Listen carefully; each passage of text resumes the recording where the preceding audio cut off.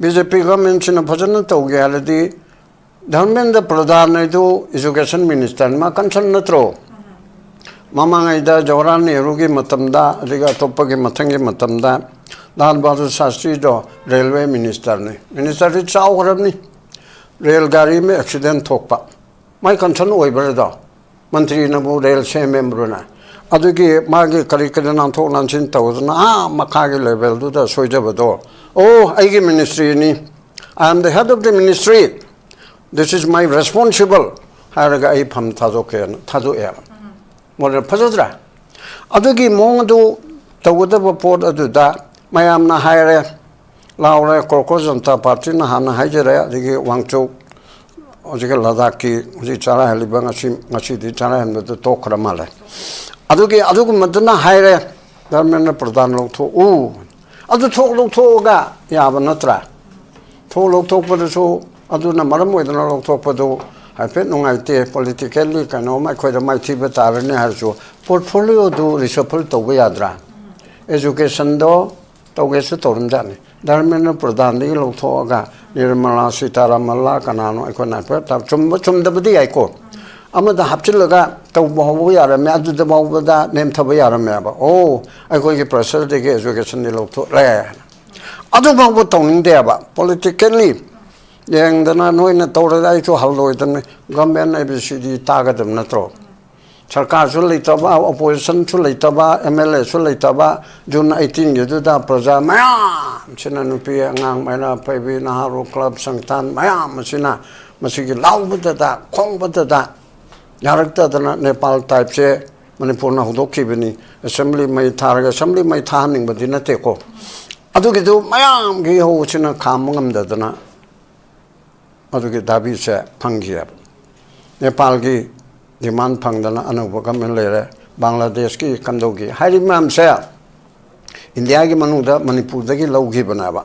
Manipur, the Assembly, the may tabani party, Opistang may tabani, Nepal, the D. Supreme Court Power Tagala Krabne, Hangala Krabne, Bangladesh Tagadi, Prime Minister of Piscado, Kachin Koyashi, Sheikh Hasinagi, Loin among Tauram. Adu Tauri to pay heaven at the Praza Sour of the Karidu Pili. Sour of the Chamanaredra. Aduna Adugo make it port of Montori Vasida. Sarkar che Kanana Sasun Tawi. Sasun Tobana, Kadaida, Kanagi, Karipen, the Leba, Hibisi Sasun Tobugi, ruler gi. Ruler Sina, ruling party Sina, Sason Toba, government run Toba, as it is their responsibility. Opposition na, Tauriba Port Punamak say, Masigarigi break Pabadona, Adu de Hanali Yaroi, Adu de Amande, Adu Yai, High check to the opposition Gimato, opposed over them, also opposed Nathan Panaba, Toropakan, opposed only Haven Teko. Could him to Yanaga to Eva.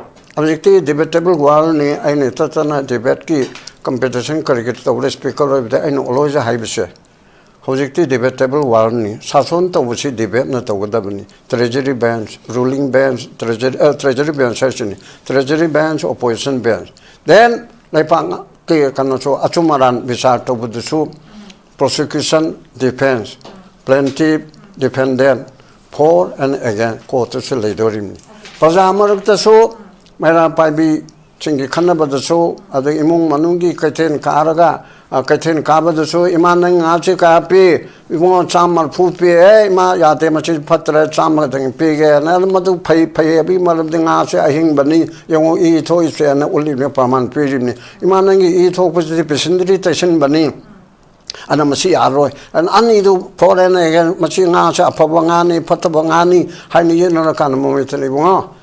I say, I last, I Tantang Aragari Pongo, I call it Taragan Chokara Hapo, Image Loro, Haina Kanda, Parasamian Cape, Samian Kariam, Imasam Contrapirga, I would do the lonely river.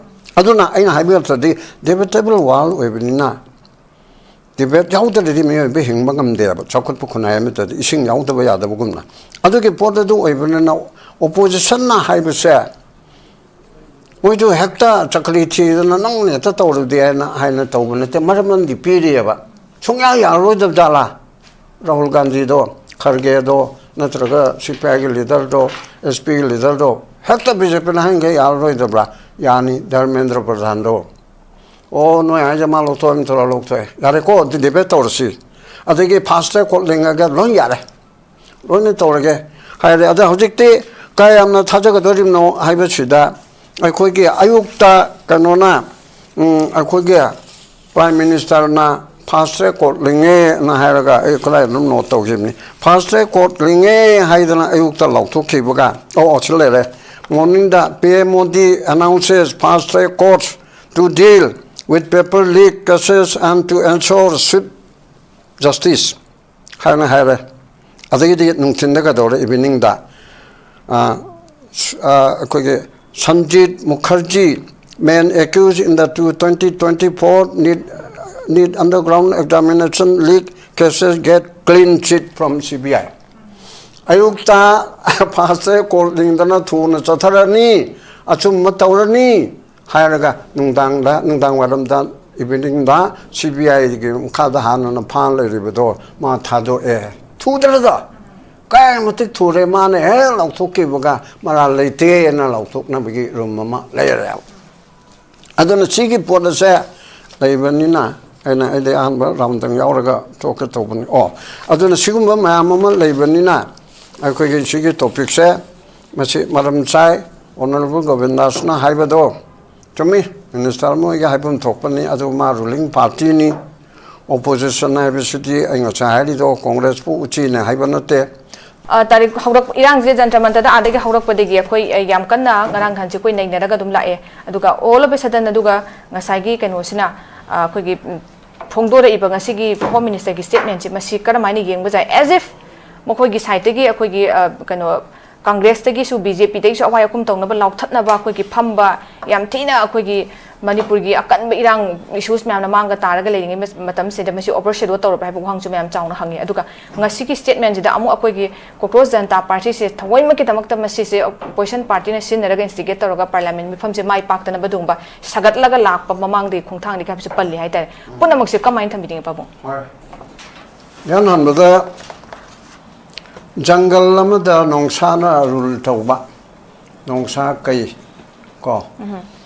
Suna rule Toba Uchi Maya Mama Langjaba Ningmatungaba Uchi this Asun Todre Adu Todre Hedana Adugumba Aduda Uchi Maya Madulanga Paduda Upai Literadana Nongsa Sing Mapum Punamuktagi Marat Punamuktagi Nongsa Choban Narendra Modi na State ke Nongsa Kemchan State Punamaki BJP ke Chief Minister Punamak Nongsa Macha Mayam Asida Moy ke Meng da Manipur Gumadi Uchi da Haraga di Uchi Manga Khak Leiba Nongsa Yankai ga Kano Sige Manunda Leiba Sina Uchi Mayam na Lange Demanta and Praman Yavaniko Congress Puchi na Hibanote Chow Rabanongsa Duna Uchi Mayam Polopo the tak Niktana Narendra Modi Nongsa Chovana or that Wanaba Oi Manipur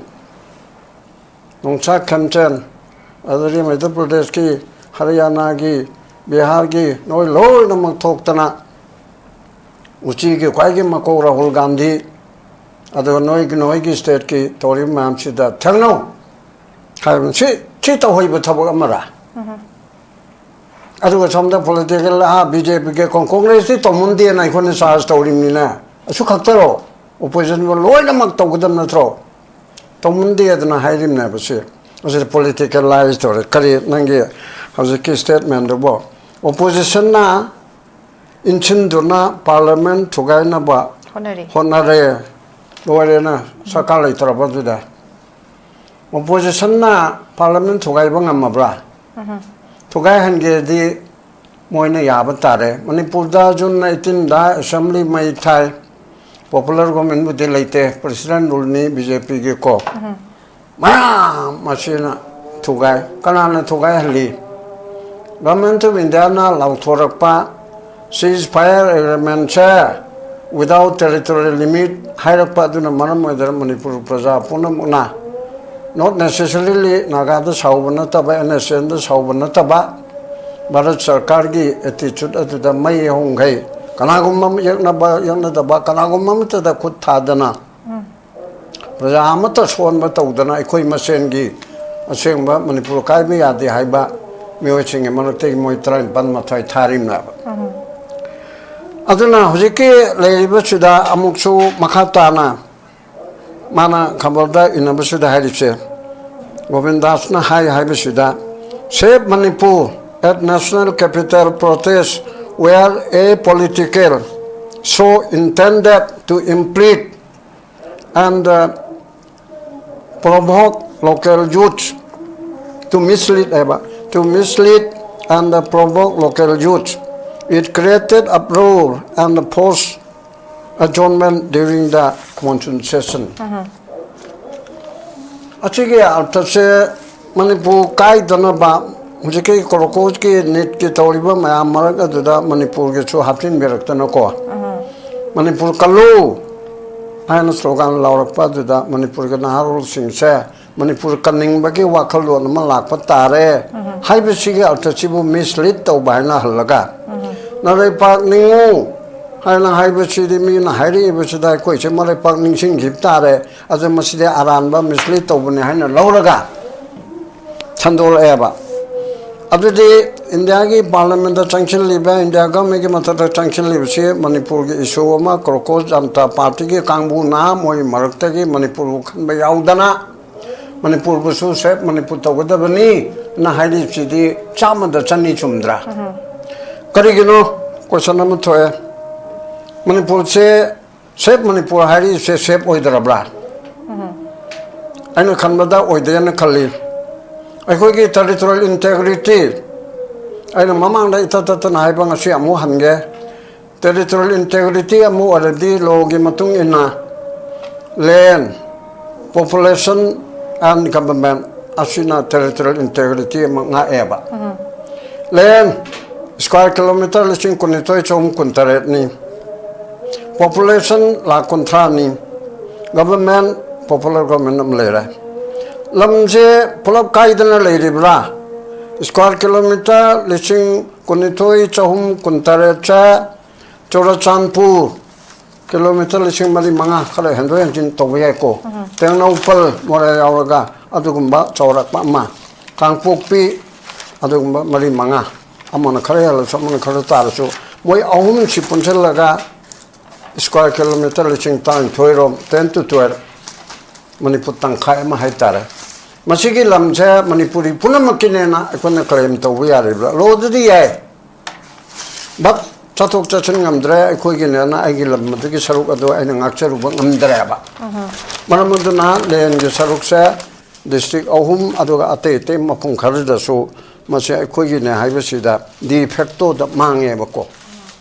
Then population da La Contra. Churuchan Puda. When the Mamma the Pirikib report, I get Suda, Pirikibida, Lishing Tarik Sangarum, Hayaba, Chochampuda Kundarambudo. Yum Loimatum Sakis, Aduna Hare, more the Sarana 3 to 4,000 Hare, Kangpuk with the 2 to 3,000 Hare, around 15,000-16,000. Other areas, Labor Manga Tarukam Punjalaga, Milising Kunga Mari Manga, general population, Mete having share. Masi Hariba, Kuki na Taba Jagani, Hariba, Chochanpu, Tenopal, Kangpukpi, Asida, Taba Yadre. Other day, population la contrast, Masi Achaubu population, Sarukama, Mapam Amata Taba Yadre. Then, Chamanana, Kuki Aseng Bahana Lijarama Kuki ko. Adugum missing to lag Amarom, lag Pavatana, Belly, the Tarambado. Mapandigi illegal immigrant Yahundana. Adusu Hanjilaga Tabangam Drab. Then population say the entire population of La Contra say kick to Oga Natulaga any Mapum the Tambayada put them oiraba. Then Aduna Lane say Canada de facto the Kaire upon say Aduga population Kaire governancing the Yodre. Madam D. Governor Sapangamasu, Secretary, Chief Secretary Sapangamasu, Fighting Mapung, River Council Minister, Chief Minister Nam Hadana, Mutang Sampo Salure, Kampupi Salure, Highway Jaraga, freely. Aki Kang Yaudana, Cabinet meeting Ma, Chosanpur Pongani, more at the Pongani, Kampupi the Pongan, Namdriaba. aduna governance pura leitabuga manareba maram aduna territorial integrity sida de facto da adi thabukta in practice da haibuniko di ain go ibana tabada ai ko se kai re ba ko mache tare a ku ki gilam adu gilam haina haidraga su changna hanba yadre aduna ase manipur si kai ri banatra kai ga dabagi mai sali banatra ba ko hain kai be yadre khote ain ge matung ina aine haiba article 363 asina manipur che article 3 sin ba yadre haiba leijaraga su ame sahagumba BJP de yauriba asina 29 gadi 400 par ini tatana moil bandani isba 400 par chamri de ge hana karabdi abi sangwa ni phum do lebada samri plus or bodi akoi mathama ko on ba yare haibana ba adodi nang article 363 na marja tawge ba aruga treaty tawge ba achigi matang da article 3 na khanaba yade khote haibi ki chawrak na after leraga chu lo du thak long constitution semdo ga de yaidana aduna segumba thugai ga de emotional integrity kairaba aduga physical integrity da kairaba lam sida aigi lam ne dana ina chu sanpur da chacharu bangam daraba moina chu sida lak pangam daraba asida ko sep manipur oiri kala ro oiri ba ai di ground ni ko adu de manipur sep oidraba sep oidabado ko janta party na khangbi dana mayam de marakta su manipur gi wa khangba mayam ma yaubadagi parliament session ju chathari banina manipur pur kanga da bani na haibisde manipur ge naharo mayam chi makeup thon banen lawe ba iti misli to banate misli to bane lana lam jing nama le pa ke damuk tan nang si bangam jawo haina haibise lana lam jing bane hai ge di langkha ma hairo na lana lam jing biro manipur kan biro manipur kan na bo na bse lana lam jing bane hai di adum lana lam jing biro ko adum yong jarage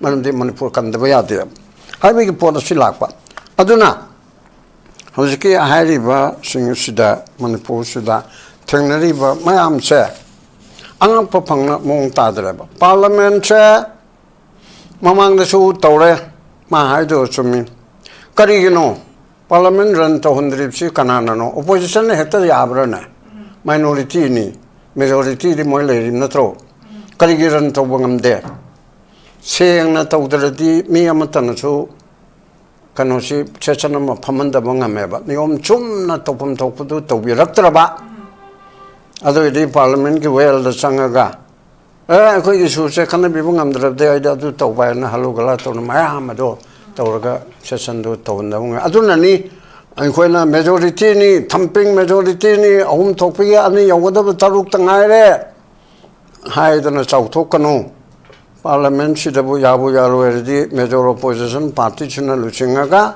atai party ma punchil laga tawhal lo erdi hakta ngamme ba mache india na sakini atai de adum yongna tawdabra aduna adugum bagi mong tadaba net ke wapam kaya ro ko jara question mache chamyang khani thoi haibra anu rahul gandhi na haigi bedo adu erdi chahi mada tha mada hata mada thokpagi bhab oina wahaina yen thokna raga ado di asigi potom lere aduda moina phajana government BJP government china phajana tawge haladi dharmendra pradhan du education minister ma concern natro mamangai da Jawaharlal Nehru gi matamda riga toppagi mathangi matamda Lal Bahadur Shastri do railway minister ne minister ri chau garabni रेलगाड़ी में accident थोकपा my concern ओइबरदा मंत्री Nabu rail से मेंबरना अदुगी मागे करी करी नाम थोक नानसिन तवदना मखागे level दुदा सोइजबदो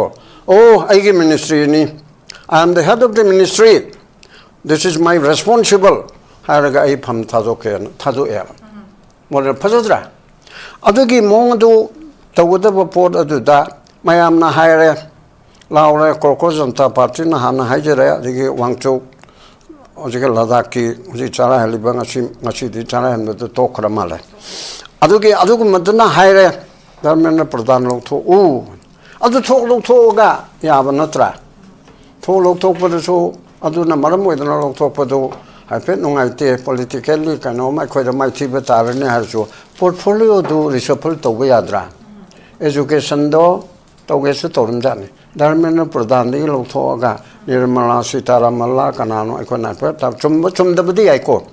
Amada Hapchilaga, Tawaya, Madu the Bawada, named Tawaya Maba. Oh, I go get pressure to get education to rare. Other Babu Towning there, politically.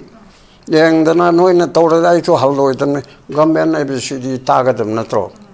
Sarkar Sulitaba, opposition Sulitaba, MLA Sulitaba, June 18, you do that, Praza, Mayam, Sinanupia, Mena, Pabi, Naharu Club, Sanktan, Mayam, Masina, Masiki, Lau with that, Kong with that. Yarakta the Nepal type say, Manipurna Hudoki Bini, Assembly may target, Assembly may tanning, but didn't take off. Adukidu, Mayam, Giho, China, Kamangam, the Dana. Aduki Dabi say, Pangia. Nepal gi demand Pangdana, Anubakam and Lere, Bangladesh ki Kandogi. Hari Mam say, India gi Manuda, Manipur the Low Gibanaba. Manipur the Assembly the may tabani party, Opistang may tabani, Nepal the D. Supreme Court Power Takala Kram never, Hangala Kram never, Bangladesh the Prime Minister of Piscado. Kachin Kwayashi, Sheikh Hasinagi, Loin among Tauram. Adu Tauri do pay heaven at the Praza Sour of the Karidu Pili. Sour of the Chapmanaredra. Aduna Adugo make it port of Montori Vasida. Sarkar che Kanana Sasun Tawi. Sasun Tobana, Kadaida, Kanagi, Karipen, the Leba, Hibisi Sasun Tobugi, ruler gi. Ruler Sina, ruling party Sina, Sason Toba, government run Toba, as it is their responsibility. Opposition na, Tauriba Port Punamak say, Masigarigi break Pabadona, Adu de Hanali Yaroi, Adu de Amande, Adu Yai, High check to the opposition Gimato, opposed over them, also opposed Nathan Panaba, Tauropakan, opposed only Haven Teco. Could he move to Yanaga to Eva? Objective debatable world ni aini tatana debate ki competition cricket to speaker of the aino loja haibse. Objective debatable world ni sason to wusi debate na to godabni. Treasury bench, ruling bench, treasury bench session, treasury bench, opposition bench. Then lepang ki kanoso achumaran bisar to budusu prosecution defense, plaintiff defendant for and again court to leadorim. Pazamarak so Mera Paibi Chingi Kanaba so, other Imung Manungi, Katen Karaga, Katen Kaba the so, Imanang Achika, we want Chamar Pupi, Ma Yatemachi Patra, Chamar, Pig, and Almadu pay a beamer of the Nazi, I hing Bani, Young E. Toys and Olivia Paman Pirini, Imanangi E. Talk was the presentation Bani. And a Masi Arroy, and Anidu foreign again, Machina, Pavangani, Patabangani, Hani Yanakan moment. I say, I last, I Tantang Aragari Pongo, I call it Taragan and Chokara Hapo, Image Loro, Haina Kanda, Parasam and Cape, some and Kariam, Imasam Contrapirga, I would do the lonely river.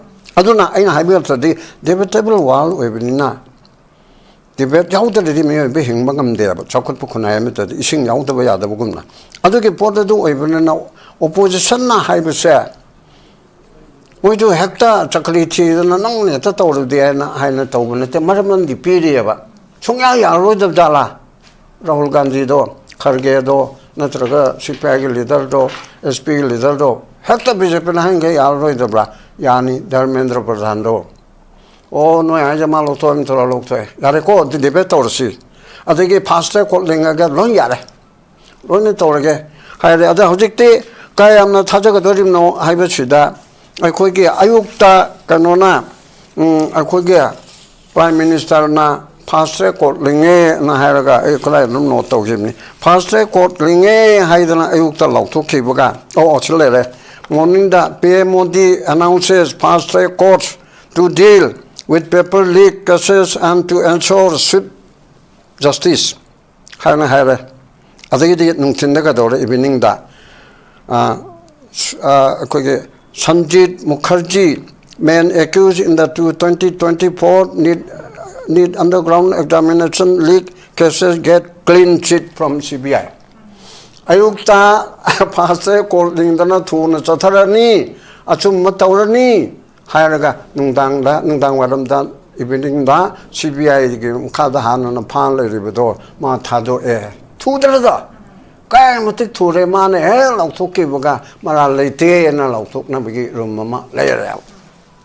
aduna sigi pot ase leibanina aina ide anba ramdang yauraga toke tobani aduna sigumba mayam ama leibanina akhoi gi sigi topic se masi maram chai honorable govindasna haibado chumi minister mo ga haibun thokpani adu ma ruling party ni opposition na bisiti ainga chahari do congress pu uchi na haibanate nongsa gu mani sarkar aibse tawning da tawngamba ajana uchi khalana lauraga hakta thak niktana udana ko akona yeng madu nongai tere na hando congress office daga changaga BJP ge jam laba chaw laba force duna congress te tawne re congress ki angang ama khana ena lakna ba halaga chele ne mamji adu bainu uya ba aduna hoi honorable minister na piba statement bu khona lali chume na haibanate adu parliament Thugainaba Hotnari sidi ruling party ki hai singjada ba adu mangakan ba